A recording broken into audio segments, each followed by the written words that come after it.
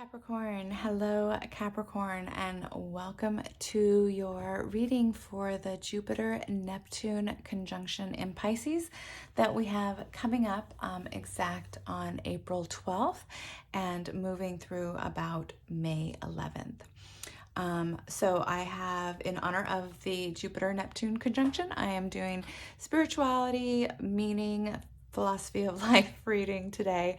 And if you want to read more about this conjunction, there is a blog post that I just put up on my website. You can check that out there, as well as the featured reading this month being Jupiter-Neptune natal readings. So head over there and take a peek of that if you are interested. And I am pulling today from the Ethereal Visions Tarot deck and the Sufi Wisdom Oracle deck for Capricorn for the Jupiter-Neptune conjunction. We have the Nine of Swords, the Chariot, the Well. This deck has a couple of extra cards in it. The Well is one of them, and the Sun. And then as the bottom of the deck, we've got the Four of Wands. And as the Oracle advice card for Capricorn, we have trust your gut feeling, let your heart lead you to who you are, and deal with the unexpected, treat the unforeseen as a divine offering. Okay, Capricorn, this is definitely about going inward and finding who you are, finding what your true authentic expression is and looks like, and then making a decision to move forward in that direction. Although, yeah, you will be battling some voices in your head and some worry and some anxiety as you go down that path. So let's start down here at the bottom. Let's start with the Well. To me, this card is really indicating going inward into your own well, digging deep within yourself. And because some of the other cards here specifically to find out who you are. What is your authentic expression? What is your joy?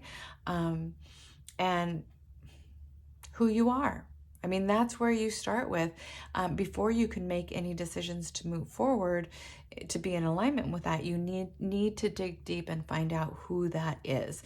So that's what the Well is speaking to me about, is like really taking some time and knowing who you are so that you can then take that and with the Chariot, make a decision to live that way authentically out in the world. This is really about claiming who you are once you've found that. So in this reading, there's a sense of finding that, but then making the decision to live from that place with the Chariot. You know, every action requires first a decision to take that action, and this Chariot really speaks to making that choice. You make that choice, you make that decision, and from there, from that fundamental choice to live in alignment with who you are authentically, that's where you can take action from. But first, it starts with that commitment and that choice and that decision to do that. And then with the Nine of Swords here, there is definitely going to be voices in your head around that, as you know, with all of us. And our world doesn't necessarily support everybody living authentically and in their own joy and expression. And so there may be a lot of places where you have internalized where that isn't right, where that isn't feasible, where that isn't practical or possible for whatever reason. And I think this transit is going to really be bringing up those voices in your head for you. So again, how to deal with the Nine of Swords energy. We've got the Chariot right here. It's about making the decision to do that. Just, you know, telling the voices, no, this is the decision I've made. This is the direction I'm going. This is who I am, and this is what I'm going to live from. and just to quiet those voices, because there's a lot of anxiety around making that decision, I feel like. But the more you've dug into that well and you know who that is and what that looks like, the firmer your decision and your resolve will be in the face of those internalized naysayers. So reiterated again up here with the sun as the advice card, this is about authentic living. This is about your joy, your full, authentic, spontaneous expression out in the world. So once you're really clear about what that is and you've made a decision to live from that, the sun is right here just saying, shine brightly, shine brightly. This is who you are. Be committed to that. Be joyful in that. Be unapologetic about that. And just really living from that space is the advice card, and trusting that, letting your light shine out in the world. Reiterated again here by this, trust your gut feeling. Let your heart lead you to who you are. That's really the crux of this whole reading. Getting in touch with that and then letting that lead you in spite of the thoughts that might be spinning in your head, or the external voices that you might have internalized, or anxiety you might have about that. There's card after card after card in this reading saying, trust your gut feeling, let your heart lead you to who you are.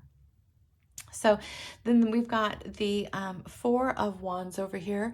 Now, this is a card of having a close support system. So you don't have to do this all on your own. The internal, like going inward, finding who that is, finding clarity about who that is, and what you need to feel authentic in your life, is an internal job for sure. And the decision you need to make is an internal job for sure. But you're going to need support around you. A daily practice that has you feeling fortified and supported, like you have a foundation from whence to launch, or close friends. This isn't a big community. It's not about a big community. This is about a small, close circle of people that can fortify you and help hold you up and help you feel supported, like you're not doing this all on your own.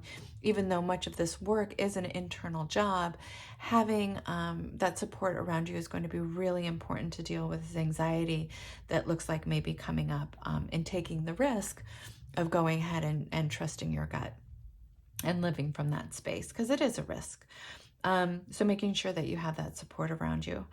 And the other underlying for the Oracle card, deal with the unexpected, treat the unforeseen as a divine offering. So this, again, you know, the anxiety, anytime something unforeseen comes up, it's easy to go into a tailspin, a Nine of Swords kind of tailspin around anxiety, and, oh, I didn't plan it this way, or, oh, this means I can't do it, or, oh, you know, all the things that you might be worrying about. But as those things come up, if you can take a orientation of radical acceptance and trust that your inner self is divinely guided, is guided by a higher force, and trust that, then that will really also help deal with the anxiety that may come up around this. So this is more of an advice about an attitude that you can take toward, as you're making this transition, to really listen to more of yourself and your own guidance. It's an attitude that you can take as things change and come up, as well as, you know, making sure that you have the support around you, so that you don't feel like you're completely alone in this. But definitely there is a feeling in this reading about finally making a decision to live from your true authentic self and let your unique light shine in the world. So there you have it, Capricorn. There is your reading for this Jupiter-Neptune conjunction. I hope you find it useful, and I look forward to seeing you back next time.